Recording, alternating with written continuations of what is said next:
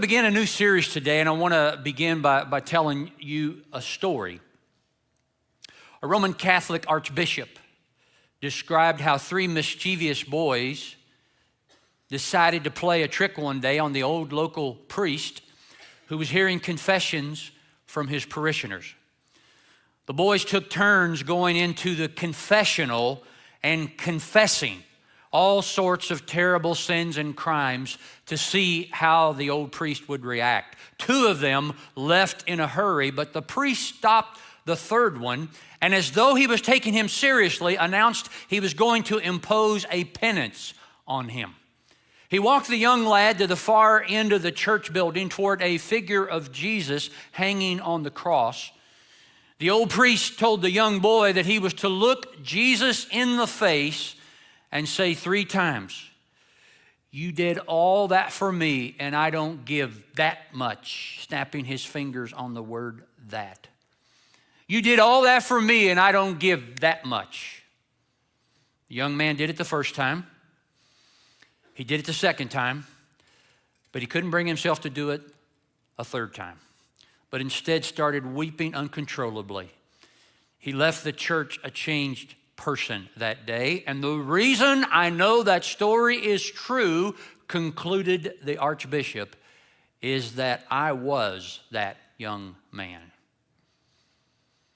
There is something about the story of Jesus' crucifixion in which all human beings are confronted with the full darkness of humanity and the possibility, through entering the story themselves, of finding a way through to a light that is unextinguishable and a life that is unimaginable. So today we begin a new series of messages titled Cross-Examine. And we're going to take these next 4 Sundays leading up to Easter Sunday, which, by the way, is just a month away. Hard to believe. And we're going to explore these questions. Why?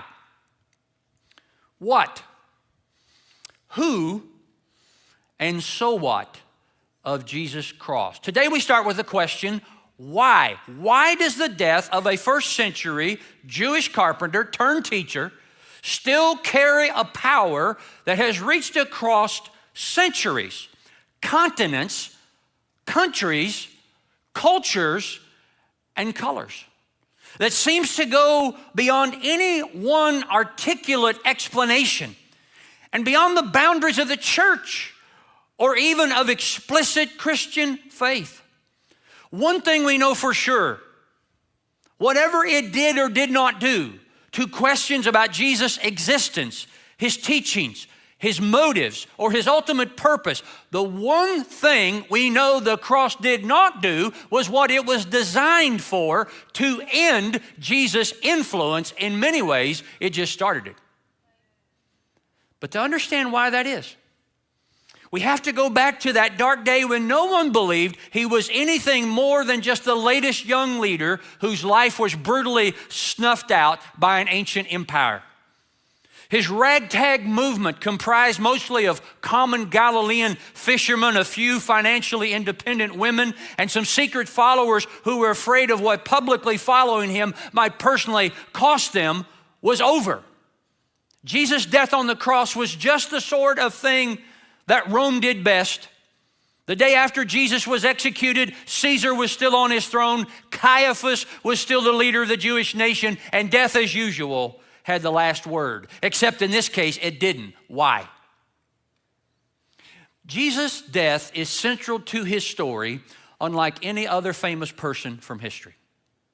Jesus' death is central to his story, unlike any other famous person from history. If you read the biographies of other famous people, even if their death was a prominent part of their story, like Abraham Lincoln or John F. Kennedy or Martin Luther King Jr., it will only be a small summary statement at the end of their biography.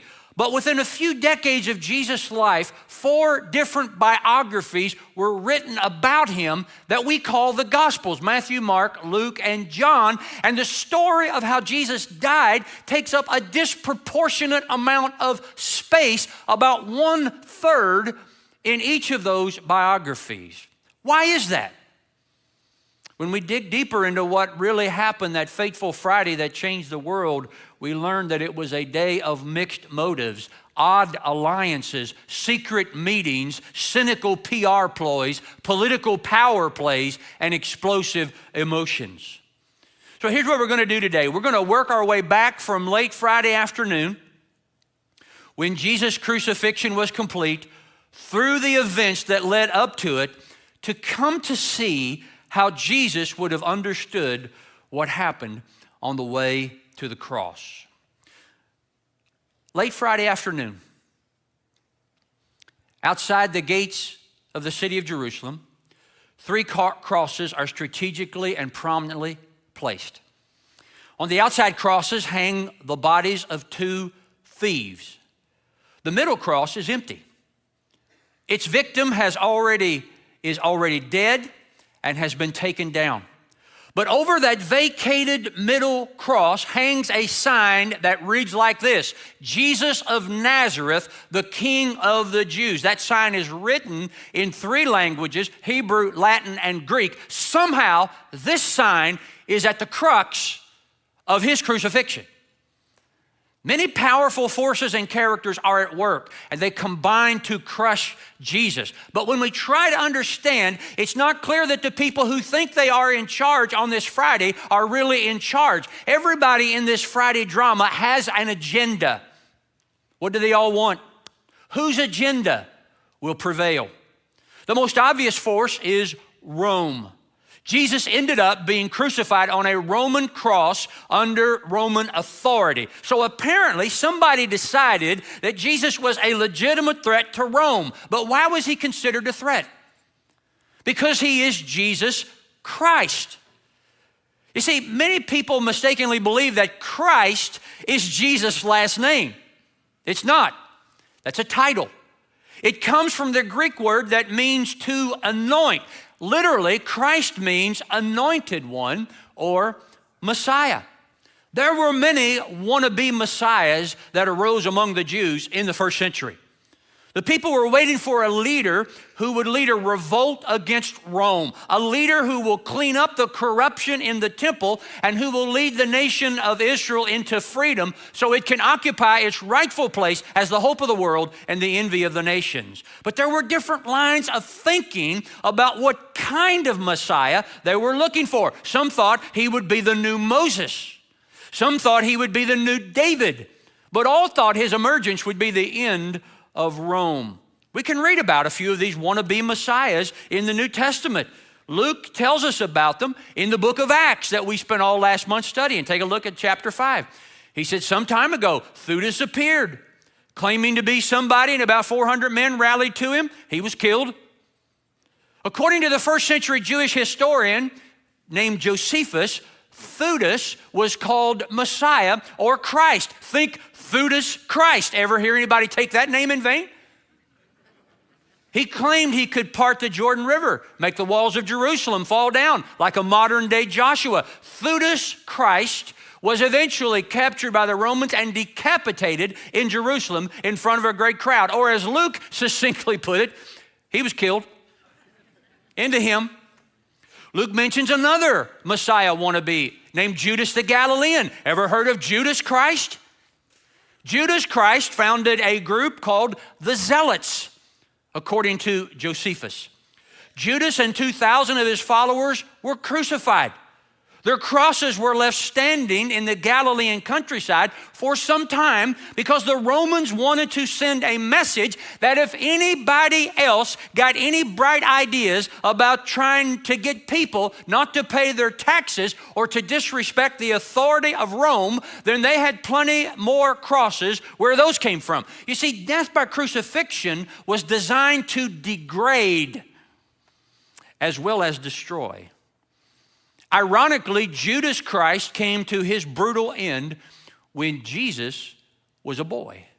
Jesus grew up in the small town of Nazareth, which is in the Galilee region in northern Israel. Jesus most likely would have seen the rotting corpses on crosses. He knew what Rome would do to a man people followed who claimed to be Christ.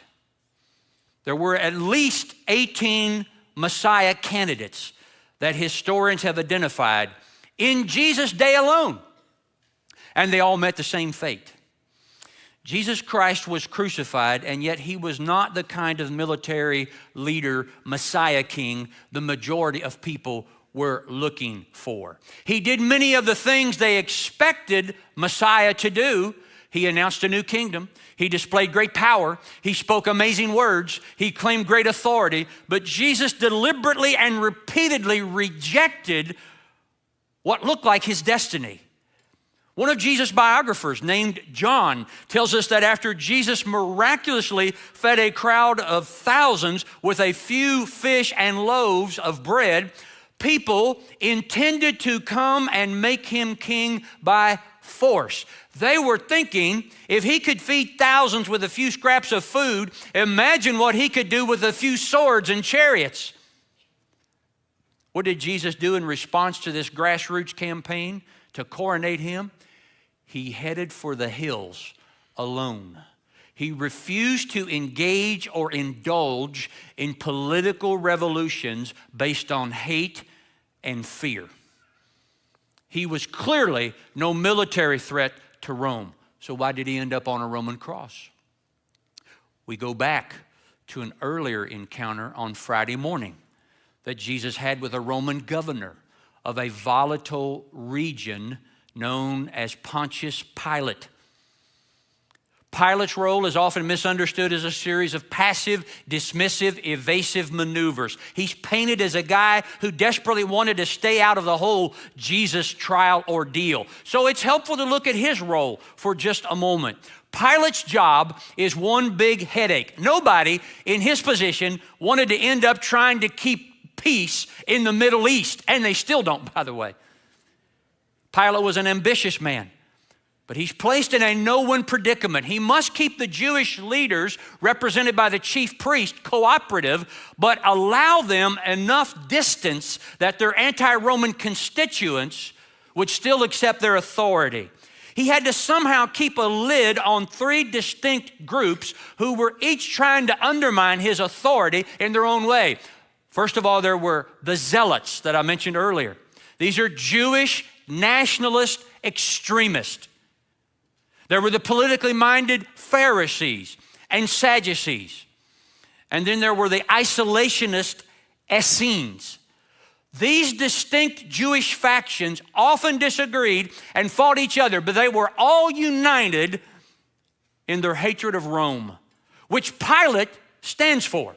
He ruled this region in brutal times, and any leader who's going to survive would have to be a brutal man.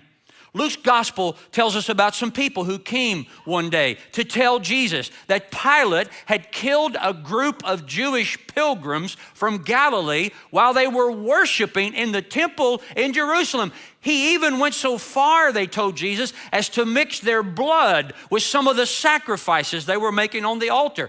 The temple was sacred. It was the main structural symbol of Jewish national identity. That also meant it was ground zero for rebellion. It was a dangerous place, and any ruler charged with keeping it under control had to be a dangerous dude himself. Pilate's message to the Jewish temple leaders was as unmistakable as it was unconscionable.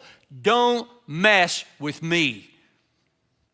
Another time, Pilate seized money from the Jewish temple treasury to build an aqueduct in Jerusalem.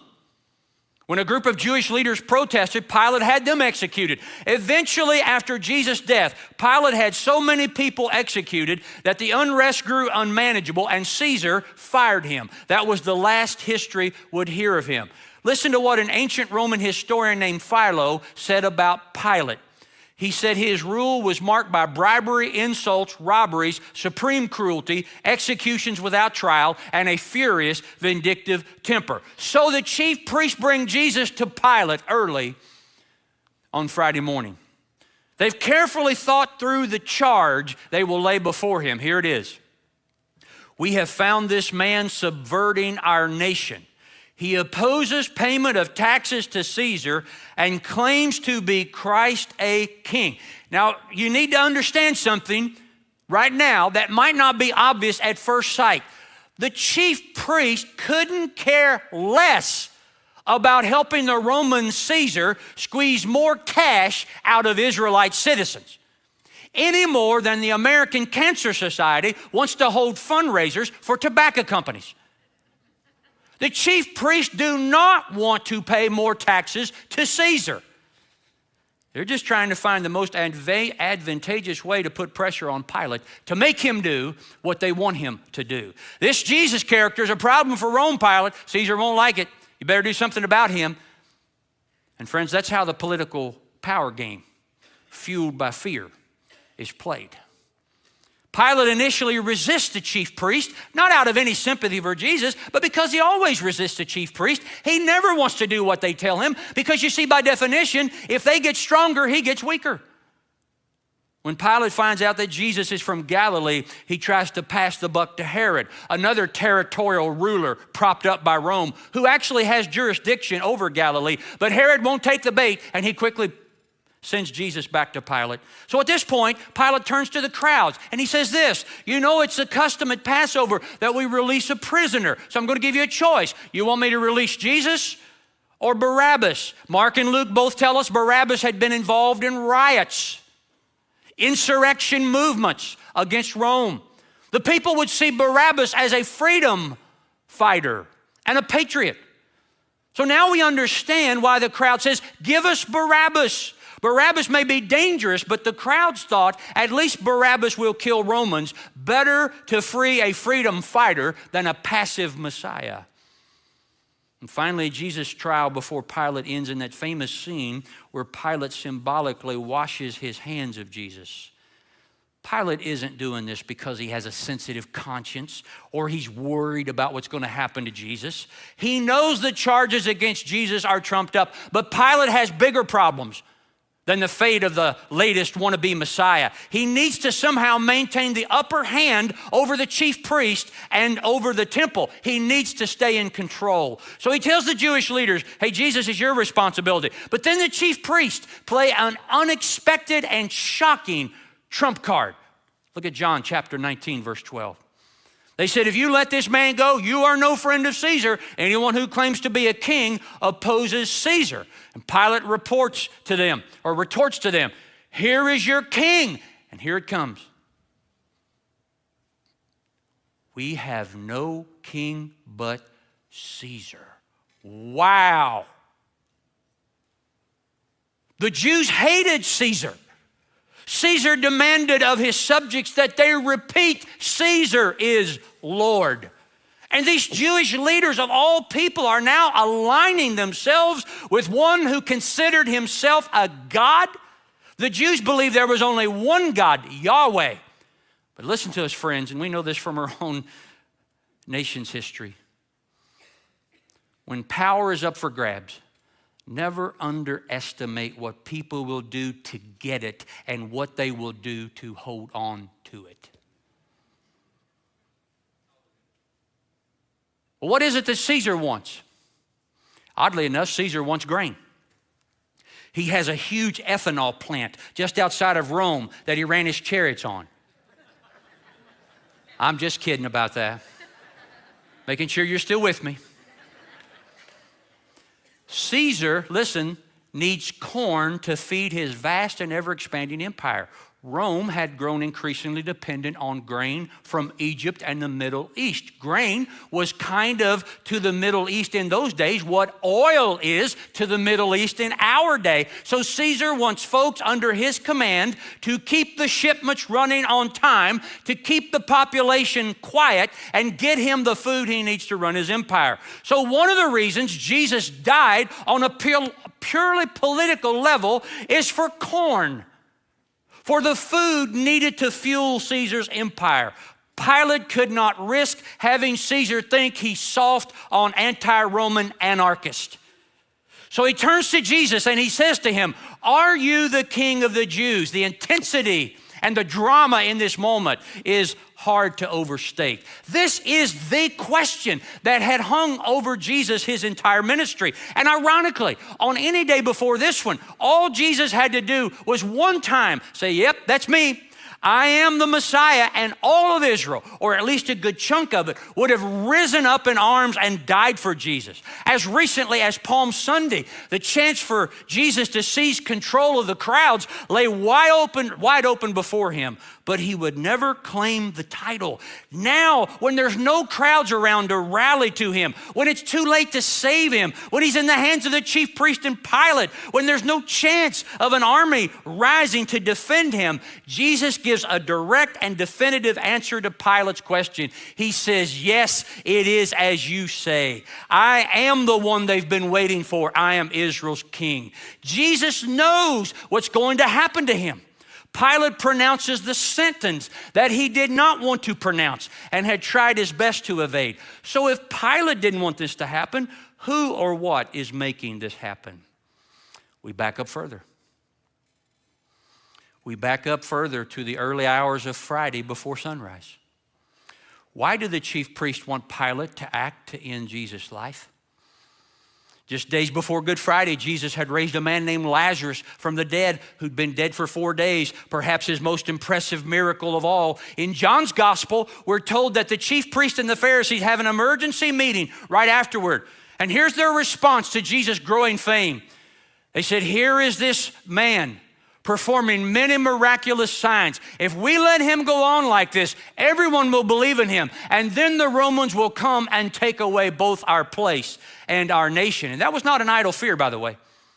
That's exactly what happened, in fact, in AD 70. There was one revolt, one wannabe Messiah too many. And the Romans came in and destroyed the temple and have virtually obliterated the nation of Israel as a functional nation from off the map. So the priests knew if the unrest grew too strong, Rome would sweep in and crush them. But they also knew that Jesus wasn't a military threat. They understood his teaching and his movement was a threat of another kind. You see, Jesus was claiming that the kingdom of God that everyone had been waiting for was now present on earth. That the love of God, the power of God, the salvation of God was now present and available to them. Only it wasn't coming through the temple. And it wouldn't be based on animal sacrifices, as it wasn't rooted in legalistic or nationalistic approach to the law that separated Jews and Gentiles. No, Jesus taught the kingdom of God was demonstrated by himself, by how he lived and how he loved. He was telling everybody that God's presence, God's blessing, God's forgiveness, God's guidance was now available to the world uniquely and exclusively through him. Not only had no one ever done this before, no one had ever thought this before. This was a revolution, the likes of which they had never seen before. And in the minds of the temple leaders, this simply cannot stand. So before the hearing before Pilate, there's another one before what is called the Sanhedrin. The Sanhedrin was kind of like Israel's Supreme Court. It's made up of chief priests and Pharisees and Sadducees. They have arrested Jesus very early on Friday morning, and they have their own little trial before they take Jesus to Pilate. All this is done before daybreak so it can be secret, because the chief priests have a very delicate task in front of them. You see, they have to get the crowds to hate Jesus, and they have to get Rome and Pilate to crucify Jesus. Of course, the quickest way to get Pilate to crucify Jesus was to tell him Jesus is a threat to Roman Caesar. So throw in a little bit, he opposes payment of taxes to Caesar, and that'll do it. But if they tell the crowds that, the crowds will actually rally to Jesus. The Israelite people would love not to pay taxes to Rome. So they got to come up with some other bogus charges. So they came up with 2 charges. They charged Jesus with blasphemy, so the crowds will hate him, and they charged Jesus with treason, so Pilate will kill him. This is a very challenging task for them. In fact, they couldn't get it done at this trial. The Gospel of Mark records this for us. The chief priests and the whole Sanhedrin were looking for evidence against Jesus so that they could put him to death, but they did not find any. Many testified falsely against him, but their statements did not agree. Jesus makes no attempt to correct their false charges. He stands in silence as they mock him. But when they ask him, "Are you the Messiah, the Son of the Blessed One?" Jesus makes this one statement. He says, "I am. I am is the same word for Yahweh, for the holy and unique name of God in the Old Testament. In essence, Jesus was saying, I am God. And then he says, and you will see the Son of Man sitting at the right hand of the Mighty One and coming on the clouds of heaven. He was not saying here, you're one day going to see my body float down out of the sky. He was using a well-known image from the prophetic writings of Daniel to say, you are now seeing God present and at work uniquely in me. I am the Son of God. I am the Son of Man. I am the God-man. Jesus was writing his own death warrant, announcing his own death sentence. He literally handed them what they could not get from all of their false witnesses. Jesus did their work for them. Why? Why would he do that? We got to back up one final time. Before the cross, before the meeting with Pilate, before this sham of a night court with the Sanhedrin, to a place called Gethsemane. The story of the human race, according to the Bible, begins in a garden with a man named Adam, and the story of the one who later would be called a second Adam ends in a garden. Max Lucado writes, the Bible is the story of two gardens, Eden and Gethsemane. In the first, Adam took a fall. In the second, Jesus took a stand. In the first, God sought Adam. In the second, Jesus sought God. In Eden, Satan led Adam to a tree that led to his death. From Gethsemane, Jesus went to a tree that led to our life. When Jesus was in the garden, he still had many options. Listen, he could fight like the zealots. He was young, he had charisma. The crowds would follow him to death. He could do that. He could withdraw like the Essenes. He could go into the desert and start a safe little self-contained community for his disciples that would be a threat to no one. Many would follow him. He could collaborate with the chief priest. Imagine what reform Jesus might bring if he had the temple as the platform for his teaching. He could try to cut a deal with Pilate. Imagine influenced in the Roman Empire from the inside. What might that do for the world? He could call on his God to deliver him. He could ask to be spared. He could ask for legions of angels. Maybe one more miracle would rally everybody to his side. That thought had to at least cross his mind.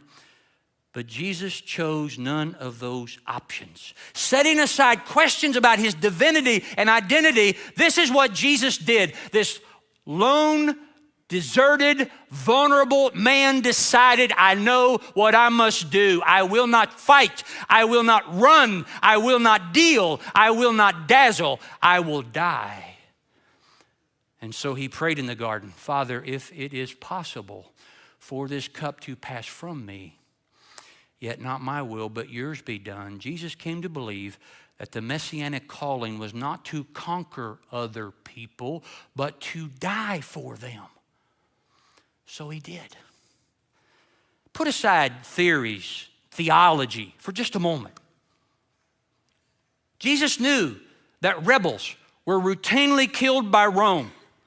If he did not die, a rebel named Barabbas would. Jesus died on the cross in place of Barabbas.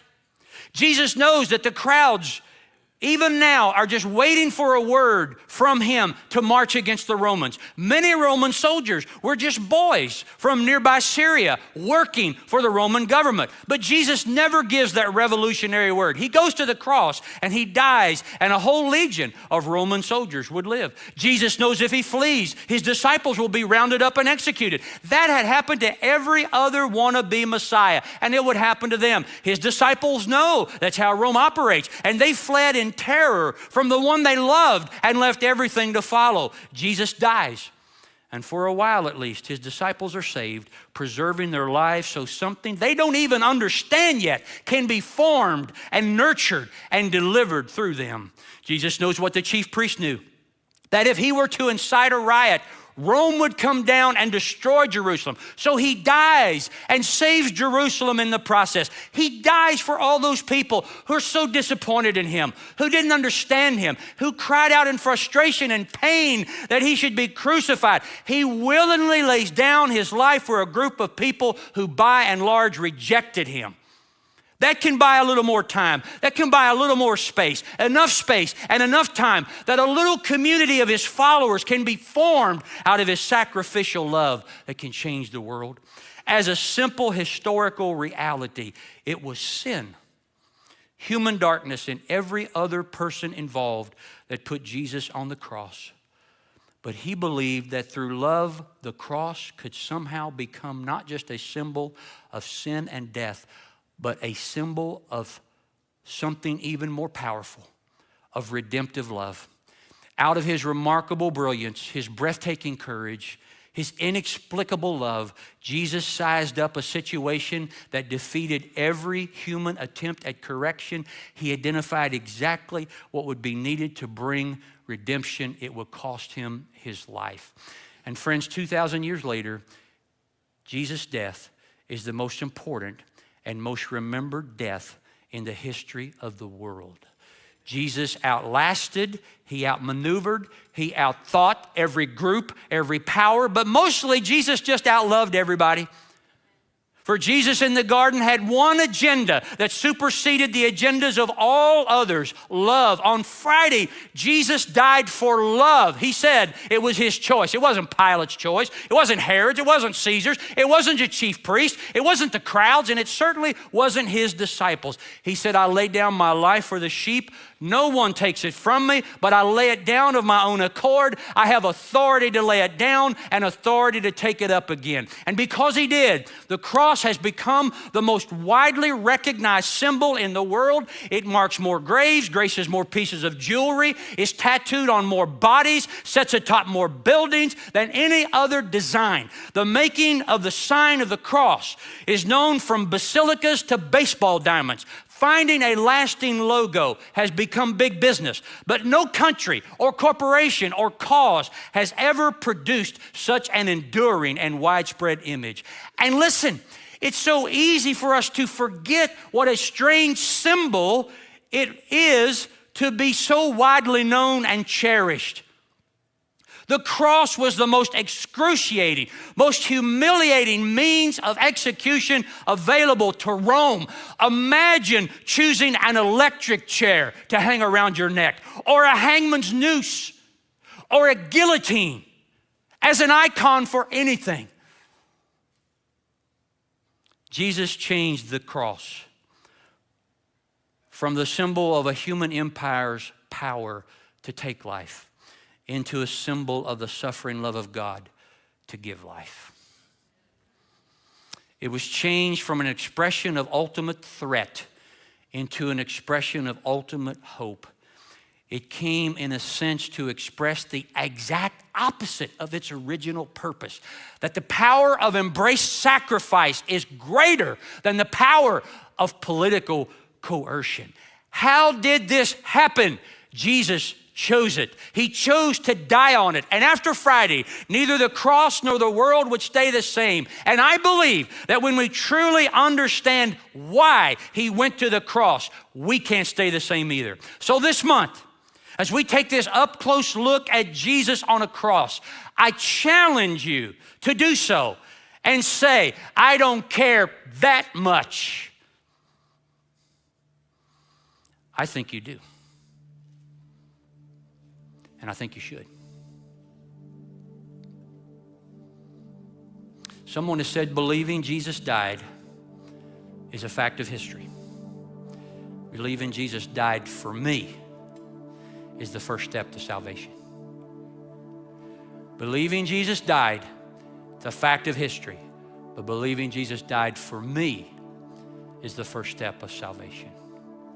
Would you bow your heads with me here at Apopka at Lake County? Online.